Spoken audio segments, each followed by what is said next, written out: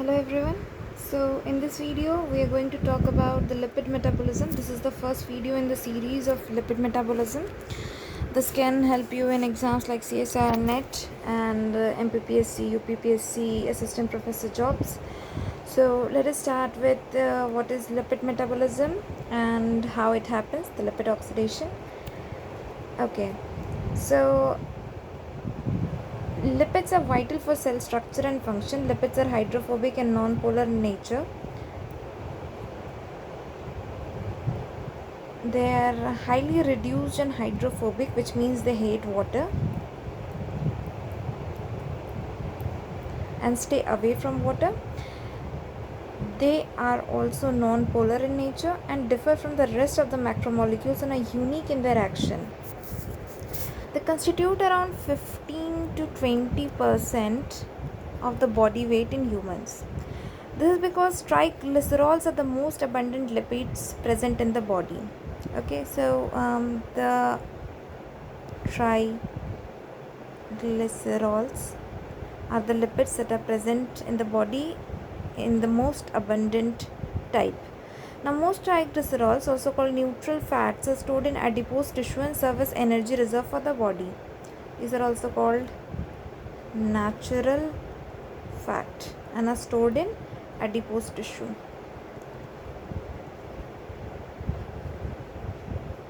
Now, in contrast, carbohydrate and proteins cannot be stored to a significant extent to energy purposes because fats are more highly reduced.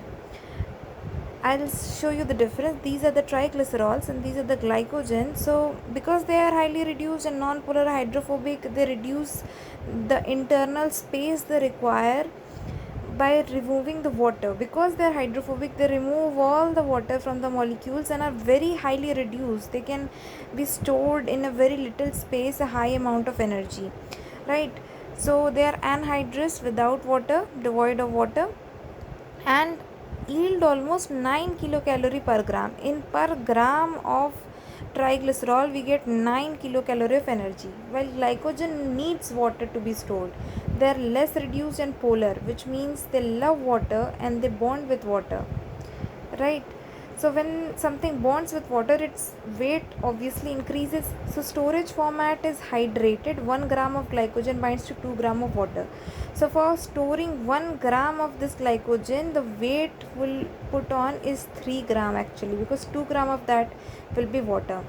And the energy we will get out of per gram of this glycogen will only get us 4 kilocalorie of energy, while this was getting us 9 kilocalorie of energy and was anhydrous without the weight of water, right? So this is about triglycerols and glycogen, the difference, why actually triglycerols are the main storage units. Now, 1 gram of stored fat yields nearly 6 times of the energy hydrated glycogen will give. A healthy 70 kg adult stores around 11 kg of fat, that is 100,000 calories. If stored as glycogen, the body weight would increase by over 60 kg. So you can imagine, if there is a 70 kg adult person, almost 11 kg of his weight would be of fats, that is triglycerols, and that would be storing about 100,000 calories. But if the same thing is stored as glycogen instead of triglycerols or fatty acids, the body weight will increase by over 60 kg, because 1 gram of glycogen will need 2 gram of extra water to be stored. So that is why triglycerols or fatty acids are so important. Now here is Knoop's experiment that he did in 1904. Knoop was a man who did an experiment in 1904 for chemical tagging experiment proved sequential 2-carbon degradation. So how are lipids metabolized, or how are they degraded inside the body? So before all the enzymes were discovered, all the procedures, the reduction, oxidation, anything was discovered of how beta oxidation actually occurs, Knoop did an experiment in 1904 by tagging the fatty acids.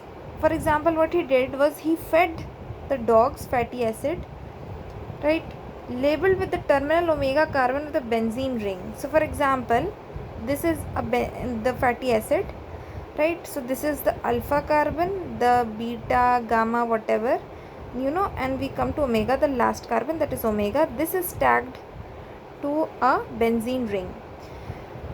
He did with two types of fatty acid, with odd chain fatty acids and with even chain fatty acid. He tagged those both with a benzene ring at the end, right? So you can see here, this is one carbon, two carbon, 3, 4, 5. This is an odd chain fatty acid, while this is an even chain fatty acid with 1 carbon, 2 carbon, 3 carbon, 4, 5, 6. This is a 5 carbon odd chain and this is a 6 carbon even chain fatty acid. So what is happening, he tagged the last carbon with a benzene ring and he fed these fatty acid to the dog.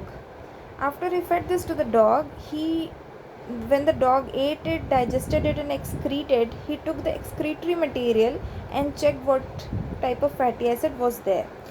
So when he fed the dog with odd chain fatty acids, he got hippuric acid in the excretion. While when he fed the dog with even chain fatty acid, he got phenylacetyluric acid as in its excretion, that is 1 carbon, 2 carbon and 3 carbon, and this was 1 carbon and 2 carbon, 3 carbon. So what he actually, the result was that he deduced that the fatty acids are progressively degraded by 2 carbon unit and that the process involves the oxidation of the carbon atom to the carboxyl group. Otherwise, the phenylacetic acid would be further oxidized to benzoic acid. Knoop's beta-oxidation hypothesis one only confirmed in 1950s. So, after every reaction, 2 carbon was degraded, right? So, that was his deduction, that it was progressively degraded by 2 carbon unit, where after every cycle 2 carbon units were removed. Otherwise, we won't be getting something like this, 3 carbon, right? So that was his deduction. Moving on to the next, beta oxidation of fatty acid. So what actually happens, the first step is fatty acid activation. So during beta oxidation, fatty acids are first converted to their acyl coenzyme A derivative and then degraded by successive removal of 2 carbon units from end of the fatty acid as acetyl CoA. This pathway produces FADH2 and NADH directly. The acetyl CoA produced can also enter the citric acid cycle to produce further FADH2 and NADH. So in beta oxidation, after every cycle 2 carbons are removed as acetyl CoA. Okay, so acetyl has 2 carbon and a CoA is added to that, and these 2 carbon are removed after every step or every cycle of degradation and produces FADH2 and NADH. So for happening, the first step is fatty acid activation.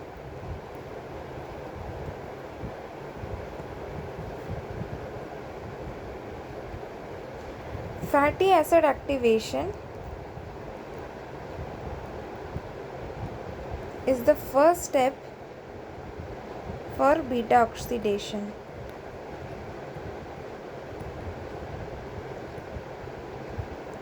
Fatty acid activation. Fatty acid breakdown occurs in the cytosol of the prokaryotes. That is the first thing, it happens in cytosol in prokaryotes, while in peroxisomes in plants. Peroxisome in plants and mitochondrial matrix in other eukaryotes. This happens in prokaryotes, this happens in plants, and this happens in other eukaryotes.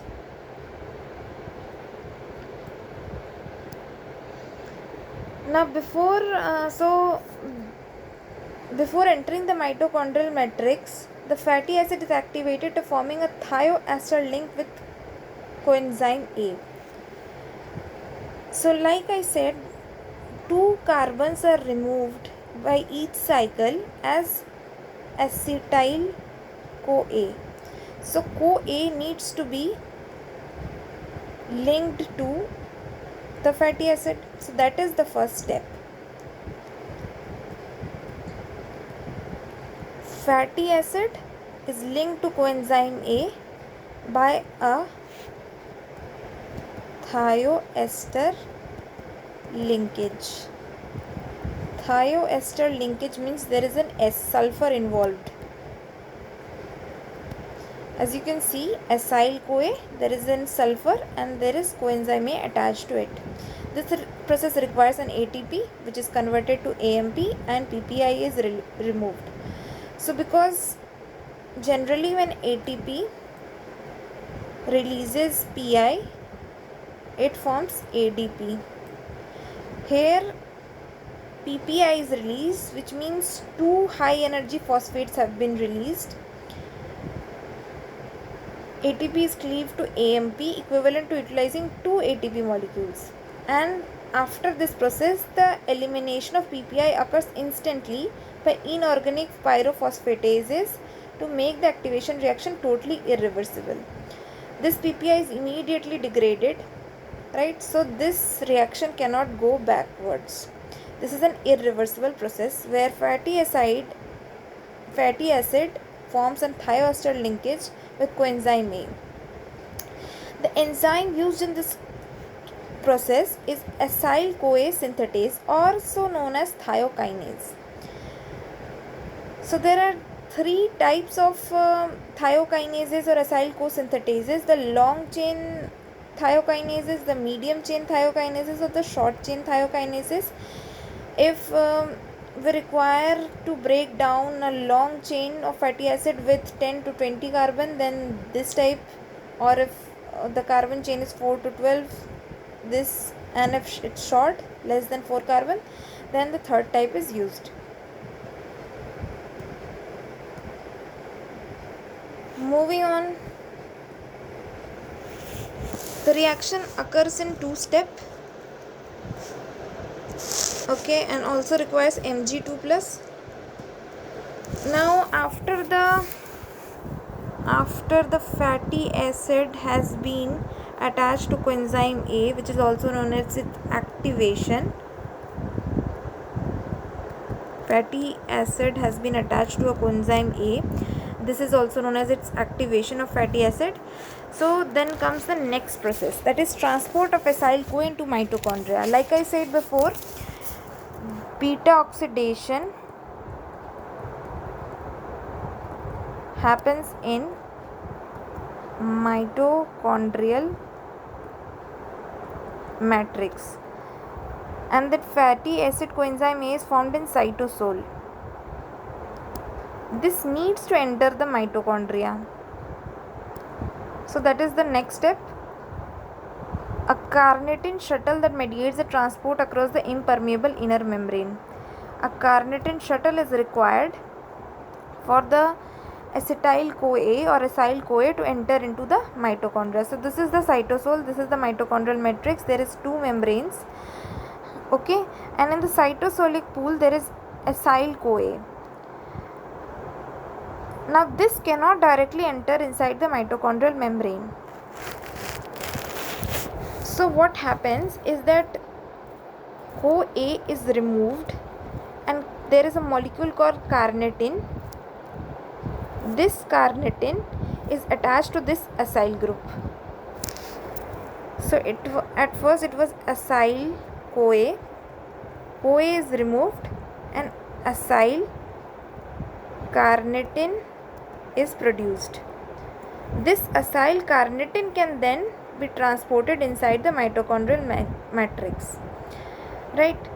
So the process through which carnitine is attached to acyl group is called carnitine acyl transferase 1 enzyme. Carnitine acyl transferase 1 enzyme is present on the outer surface of inner mitochondrial membrane. Here is this enzyme located, and what it does is remove the CoA from acyl group and attaches an carnitine. So acyl carnitine is formed, and this could be transferred inside the mitochondrial matrix. This transfer occurs by carnitine or acyl carnitine translocase.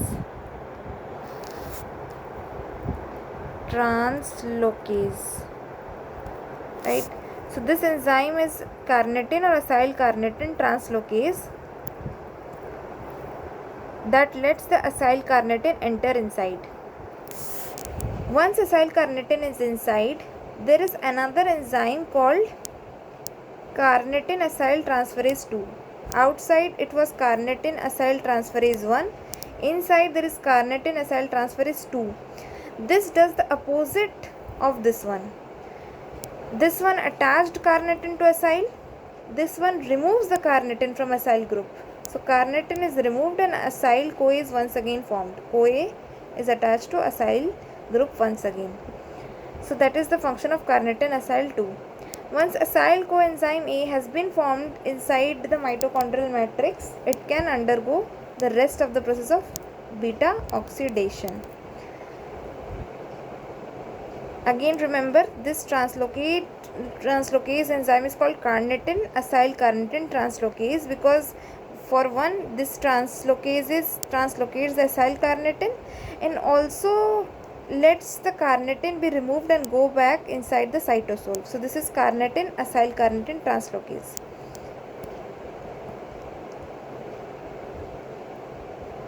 Now another important fact here is small and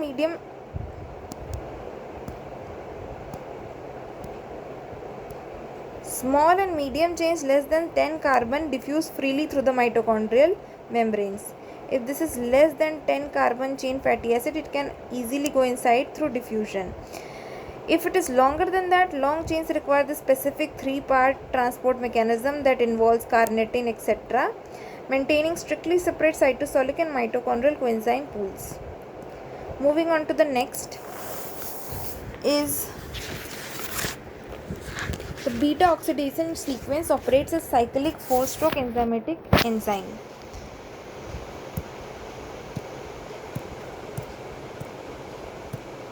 So let's begin with this one.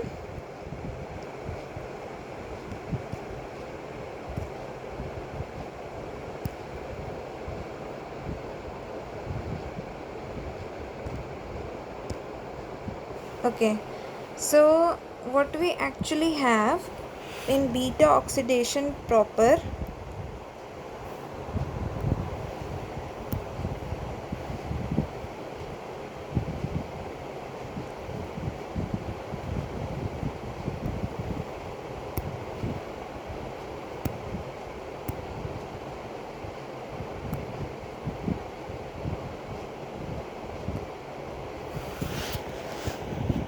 so what we have in this is that in beta oxidation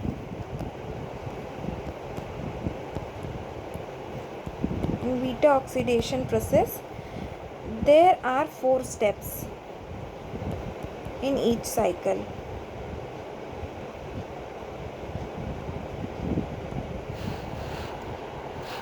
First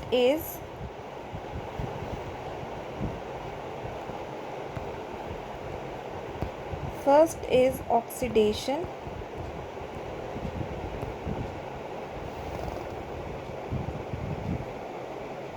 where an FAD molecule is involved and enzyme involved is called CoA dehydrogenase enzyme. Coenzyme dehydrogenase. Then there is second step, which is hydration.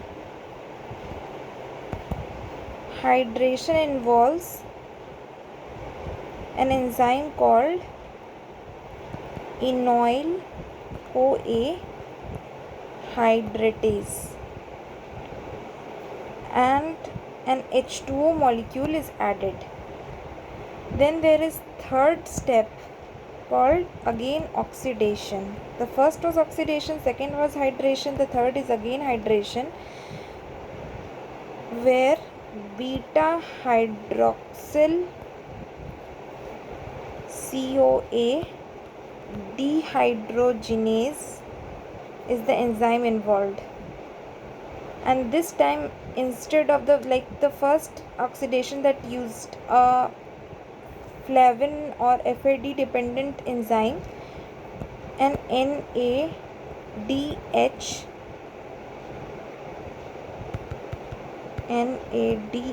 molecule is involved. Then there is the fourth step, that is cleavage. Cleavage of this molecule into two parts, done by a thiolase enzyme. Okay, so let's go back to this. As you can see, the first is oxidation, the second is hydration, the third is again oxidation, the fourth is cleavage. So in oxidation, what happens? There is acyl CoA, an FAD molecule is converted to FADH2. Enzyme called acyl CoA dehydrogenase. Dehydrogenase is name of all those enzymes that causes oxidation. Dehydrogenase enzymes always leads to oxidation. So acyl CoA dehydrogenase enzyme uses an FAD molecule to produce an FADH2, and a double bond is formed. This double bond coenzyme A molecule is called trans delta 2 enoyl CoA. From acyl CoA, trans 2 enoyl CoA is produced. Now this trans delta 2 enoyl CoA will undergo hydration, the second step. In hydration, as the name suggests, an H2O molecule is added. Enzyme involved is enoyl CoA hydratase, as the name suggests, and an H2O molecule is being added. So this is enoyl CoA hydratase, an H2O molecule is being added, and the action is that this double bond is then broken. Okay, so double bond is broken, as you can see here, by adding two OH molecules. And the product formed through this is L3 hydroxy acyl CoA. L3 hydroxy acyl CoA is formed. Here you can see, after adding H2O, 2OH, the double bond is broken. This double bond is broken and 2OH is added. The next step is again oxidation.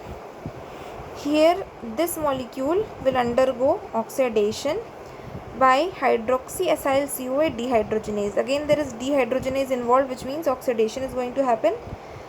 And this time, instead of FAD, NAD plus is involved and produces a NADH plus H plus molecule. NADH is produced through an NAD. So again this OH is released and two double bonds are produced like this. This generates 3 keto-acyl group. Ketone group is produced. A ketone group is produced, so this is 3 keto-acyl CoA. Now this 3 keto-acyl CoA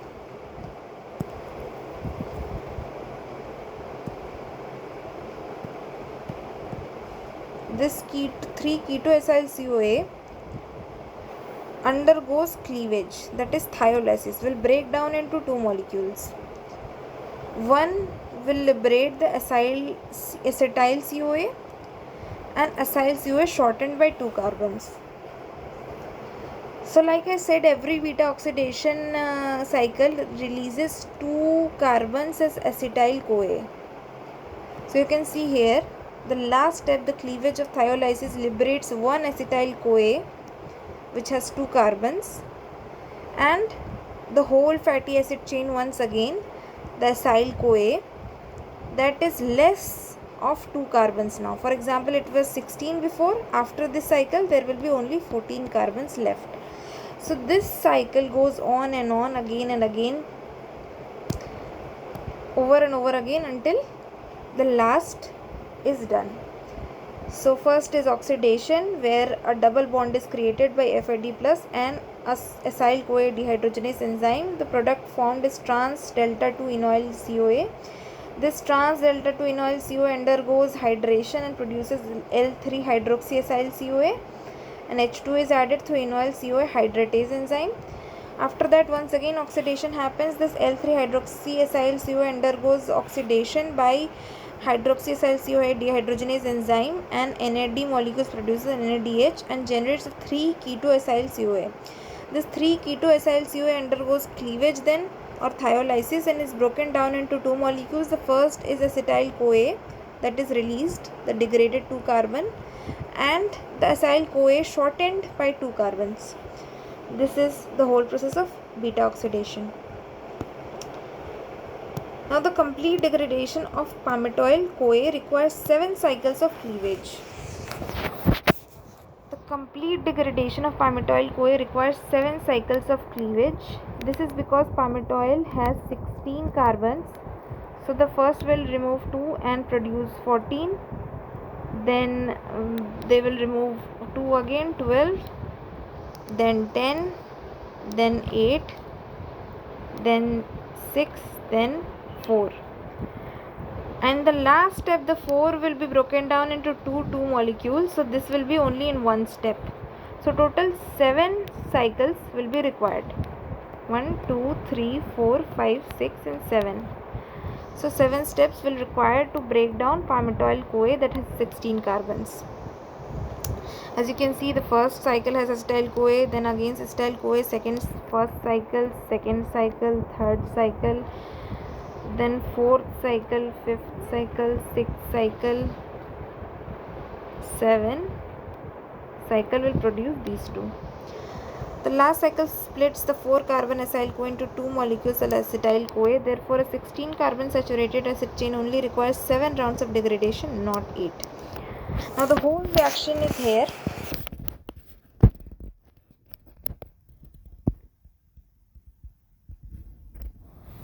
Palmitoyl-CoA, we require 7 coacetyl A, 7 FAD plus, 7 NAD plus, 7 H2O, each for 1 cycle. It will be degraded into 8 acetyl-CoA molecules, 7 FADH2, 7 NADH and 7 H plus.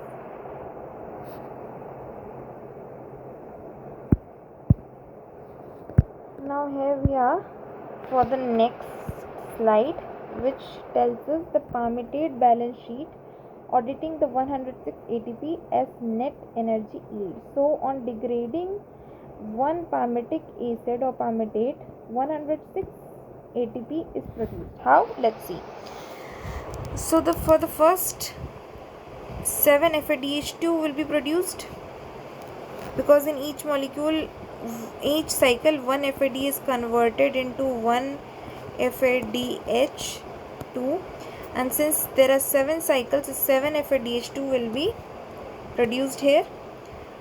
So 7 FADH2, each FADH2 gives around 1.5, so 1.5 into 7 produces 10.5. Then there will be 7 NADH. In the first oxidation step produces this, and the second oxidation produces 7 NADH for 7 cycles, and each NADH produces 2.5 ATP. The 2.5 into 7 produces 17.5 ATP. The next is the growth cycle, where from 8 acetyl-CoA, these 8 acetyl-CoA will enter into TCA cycle or citric acid cycle, and they will produce around 80 ATP, which is around 10 ATP each acetyl-CoA. So each acetyl-CoA will produce around 10 ATP. So total 8 acetyl CoA will produce 80 ATPs. But we are forgetting for activation of fatty acid, 1 ATP is required for each acyl CoA.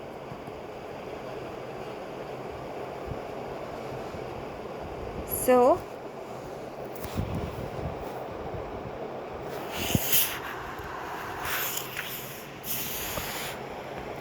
we will remove 2 ATPs because it happens 2 times. So total energy required is 106.